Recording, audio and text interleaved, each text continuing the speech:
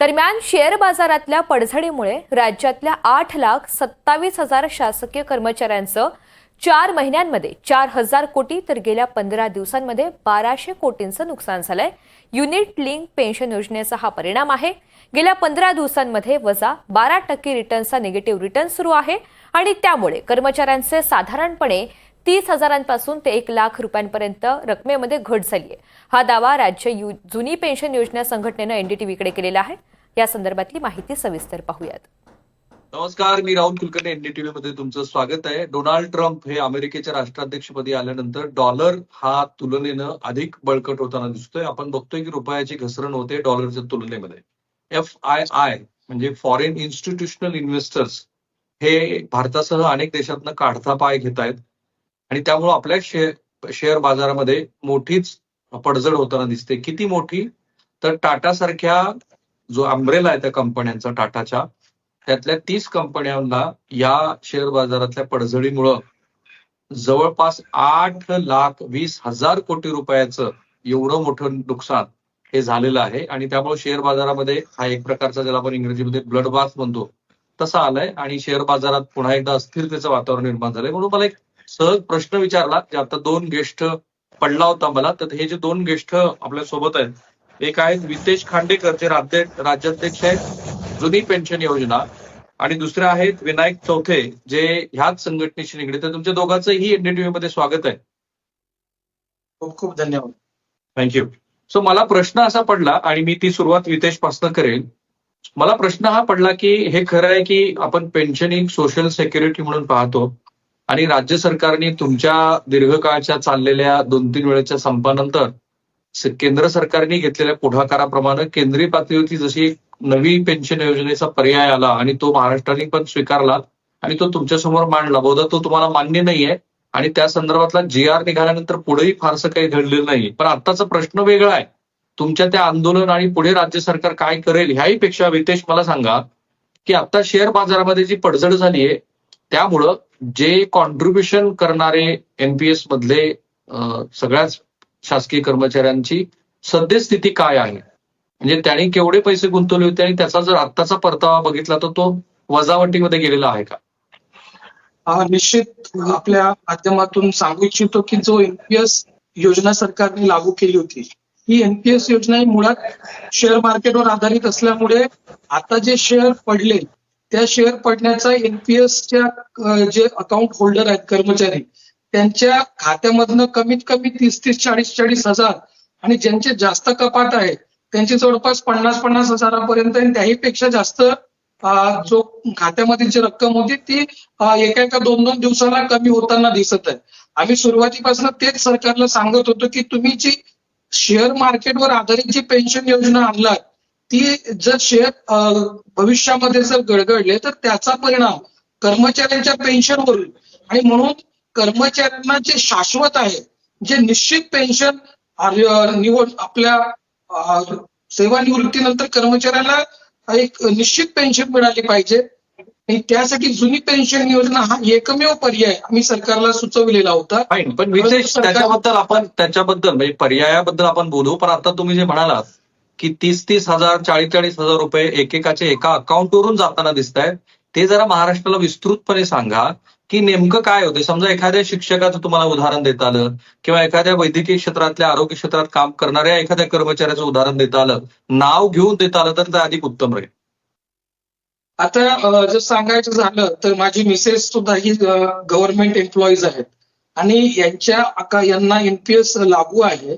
मागे त्यांच्या जे अकाउंटमध्ये प्राण नंबर नुसार जी प्राण नंबर जेव्हा जनरेट होतो तेव्हा आपल्याला जसं आपण मोबाईलवर दर दिवसाला आपलं अकाउंट आपण बघू शकतो, तर आपण जेव्हा त्यांचं अकाउंट जेव्हा या आताच्या काळामध्ये बघितलं तर तिथून जसे, कारण ते इक्विटीमध्ये पैसे गुंतविलेले आहेत, इक्विटी जशी जशी कमी होईल तसा पैसा कमी होतो. आता माझ्या घरचंच उदाहरण जर द्यायचं झालं तर माझ्या मिसेसच्या अकाउंटच्या प्राण नंबर जो NPSचा अकाउंट आहे त्याच्यामधनं 40,000 रुपये कमी झालेले आहेत. आणि ही बाब केवळ यांची नाही तर महाराष्ट्रात देशभरात जे लाखो कर्मचारी आहेत त्यांच्या अकाउंटमधनं इक्विटी कमी झाल्यामुळे त्यांच्या जो प्राण नंबर मध्ये नितेश, थोडं आणखी स्पेसिफिक सांगा की तुमच्या मिसेसच्या अकाउंटवर एक्झॅक्टली किती वर्षापासून किती रक्कम जमा झाली होती आणि आता 40,000 किती दिवसापासून वजा झाले? 2010 पासनं त्यांची कपात सुरू झाली होती, परंतु एनपीएस अकाउंट आता 2022 मध्ये निघाला आणि ते सगळी डीसीपीएस ची रक्कम धरून 15 लाखच्या अराउंड त्यांचं जमा होतं. ते आताच्या घडीला जर आपण अकाउंट बघायला गेलं तर 15 लाखापेक्षा कमी दिसत आहेत. म्हणजे जवळपास 14 लाख 14.5 लाखाच्या जवळपास त्यांची रक्कम त्यांच्या अकाउंटला दिसत आहे. आणि हे म्हणजे तुम्ही असं म्हणत आहात की जे गुंतवलेले म्हणजे सरकारने कपात करून घेतलेले जे पैसे आहेत मुळात त्याच्यामध्येच वजावट आहे, बरोबर? नाही, तसं नाही. जसं आता सरकारकडनं मिळणारी रक्कम आणि कर्मचाऱ्यांना मिळणारी रक्कम ही एकत्रित त्या खात्यावर आपल्याला दिसते आणि त्या खात्यामधनं सरकारची रक्कम आहे आणि कर्मचाऱ्यांची रक्कम, या दोघांची जी एकत्रित रक्कम आहे त्या रकमेमधनं ती वजावट झालेली आहे. कारण सरकारची रक्कम आणि कर्मचाऱ्यांची रक्कम अशी मिळून ती इक्विटी खरेदी करत असते सरकार, आणि त्याच्यामुळे त्या दोन्ही मिळून जी रक्कम खात्यामध्ये दिसते त्याच्यामध्ये वजावट झालेली आहे. धन्यवाद सर. इथे स्पेसिफिक जर सांगायचं झालं तर मला आपल्याला एक उदाहरण देता येईल. कोल्हापूरचे जलसंपदा विभागाचे अनिरुद्ध शिंदे आहेत.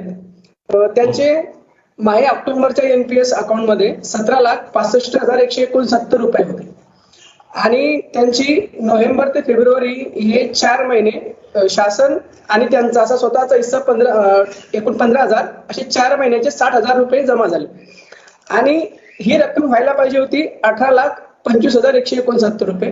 परंतु आज 4 मार्च म्हणजे कालचा हा डाटा आहे, 4 मार्च 2025 रोजी त्यांच्या एनपीएस खात्यामध्ये या 18,25,000 जी आपण एक्सपेक्ट करतो आहे त्याच्याऐवजी 17,35,303 रुपये इतकी रक्कम आज रोजी शिल्लक आहे. म्हणजे जर आपण नुसतं जमा रकमेपैकीच व्याज कोणताही परतावा न देता जर आपण कॅल्क्युलेशन केलं तर त्यांच्या मूळ रकमेमध्ये 95,000ची घट झालेली आहे. म्हणजे मला इथे सांगायचं आहे की त्यांच्या अकाउंटमध्ये जे काही मुद्दल जमा झाली या गेल्या 4 महिन्यातली 60,000 ते तर गेलीच, परंतु त्याच्यावर अजून मागची 35,000 रुपये गेले. म्हणजे गेल्या 4 महिन्यापासून या एनपीएस मध्ये थोडक्यामध्ये या शेअर मार्केटमुळे आलेल्या ज्या उतारामुळे जवळपास -16 इतका निगेटिव्ह रिटर्न या मागच्या क्वार्टरमध्ये कर्मचाऱ्यांना मिळालेला आहे. महाराष्ट्रामध्ये जवळपास आज रोजी 8,27,000 एनपीएस धारक कर्मचारी आहेत आणि प्रत्येकाची सरासरी 40,000 ते 90,000 पर्यंतची ही घट आलेली आहे गेल्या 4 महिन्यामध्ये. आणि याचा जर तुम्ही एकूण जर बेरीज करायला गेलात तर जवळपास 4,000 कोटीचं नुकसान कर्मचाऱ्यांचं या योजनेमध्ये झालेलं आहे आणि गेल्या या 15 दिवसामध्येच जवळपास 1,200 कोटीचं नुकसान सर या एनपीएस मध्ये झालेलं आहे. की आत्ता सेवेमध्ये आलेले 2005 ला सेवेमध्ये आलेले अशांचं एक साधारण गणित तयार काय होतं? कमीत कमी 20,000 रुपये आणि जास्तीत जास्त किती वजावट आलेली आहे तुमच्या मूळच्या गुंतवणुकीमध्ये, हे जे 24% आहेत सरकार आणि तुमचे मिळून?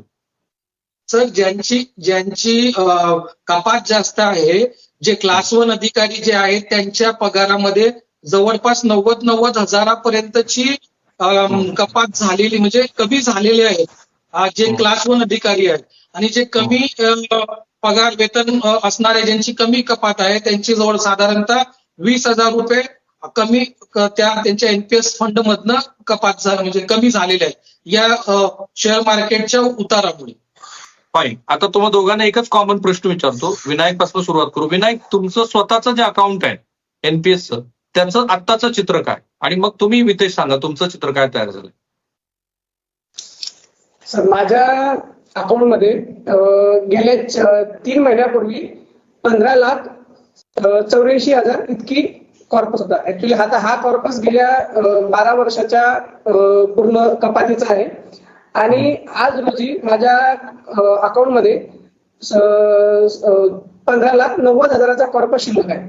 आता ही आपल्याला फक्त 6,000ची आपल्याला यात वाढ दिसते, परंतु गेल्या 3 महिन्यामध्ये माझं जमा झालेलं जे कॉन्ट्रीब्युशन आहे दर महिन्याला 16,000 रुपये, तर त्यात ती रक्कम 48,000 होते आणि या 48,000पैकी आज फक्त 4,000 जर सोडले वरचे 6,000 तर 42,000चं माझं वैयक्तिक नुकसान याच्यामध्ये झालेलं आहे, या एनपीएसच्या अकाउंटमध्ये. म्हणजे गेल्या 4 महिन्यामध्ये जवळपास 13 ते 16% जो निगेटिव्ह रिटर्न आहे हा मला मिळालेला आहे. सर थोडक्यात आम्हाला सांगायचं एकच आहे की ही जी योजना आहे या योजनेमध्ये त्याच्याबद्दल विशेष त्याच्याबद्दल आपण पुन्हा बोलू. आधी जरा महाराष्ट्राला ही तुमची उदाहरणं नीट कळू द्या, कारण इतरांना ती कळणार नाहीत. मला सुद्धा आता तुमच्याकडनं समजून घेताना बऱ्याच गोष्टीची उकल करून घ्यायची आहे. वितेश, तुमच्या स्वतःच्या अकाउंट बद्दलचं मला जरा सांग. राहुलजी, मी संघटनेचा अध्यक्ष म्हणून मागच्या बऱ्याच काळापासून याचा आम्ही एनपीएस ला विरोध करतो. त्याच्यामुळे मी एनपीएसचं अकाउंटच काढलेलं नाही.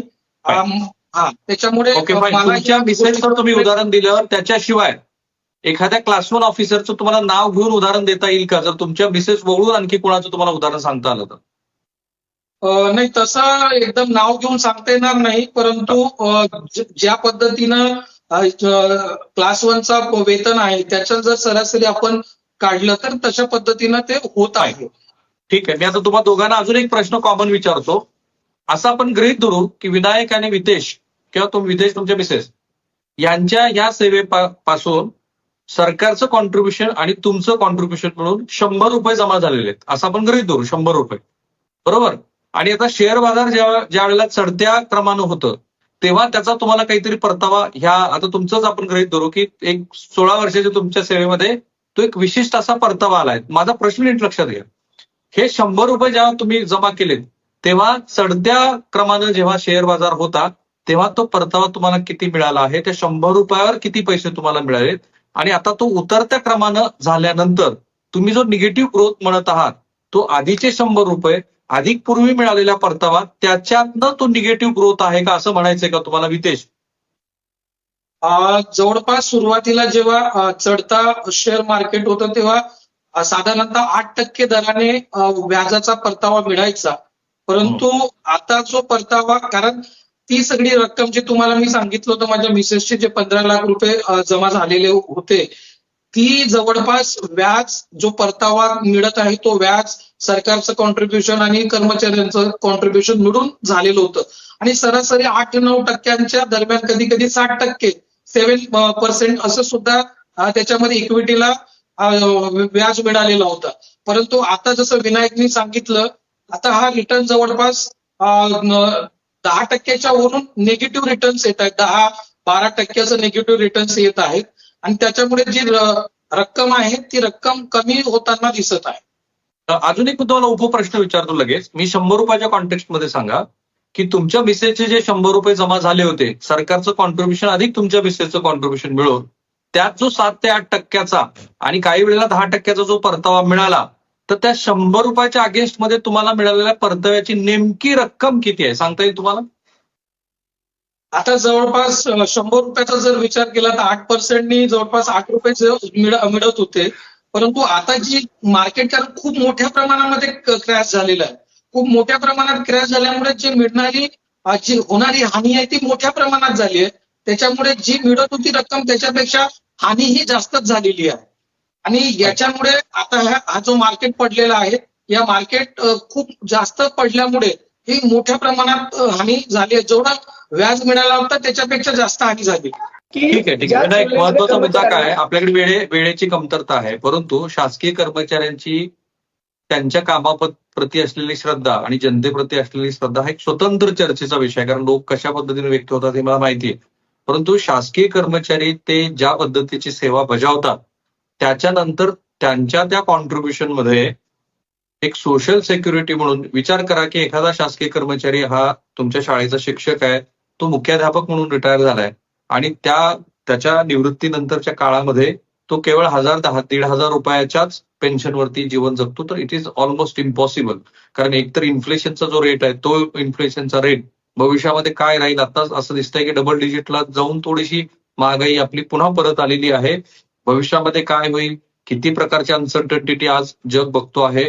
तर त्यामुळं सोशल सिक्युरिटीच्या संदर्भामध्ये ह्या शासकीय कर्मचाऱ्यांचं असं म्हणणं आहे की एक कुठलं तरी ठोस असं धोरण तुमच्याकडे असायला हवं, एक शाश्वती आम्हाला मिळायला हवी. आणि अमेरिकेसारख्या राष्ट्राला परवडतं की ते शासकीय कर्मचाऱ्यांना फायर करू शकतात, पण तिथे सोशल सिक्युरिटीचे अनेक अम्ब्रेलाज उपलब्ध आहेत. त्या मर्यादेमध्ये आजची ही चर्चा होती आणि ह्या दोघंही आपल्या गेस्टनी अत्यंत उपयुक्त अशी माहिती महाराष्ट्रासमोर ठेवलेली आहे.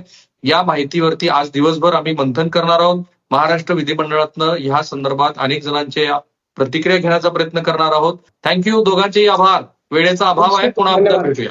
थँक्यू. थँक्यू. धन्यवाद सर. थँक्यू.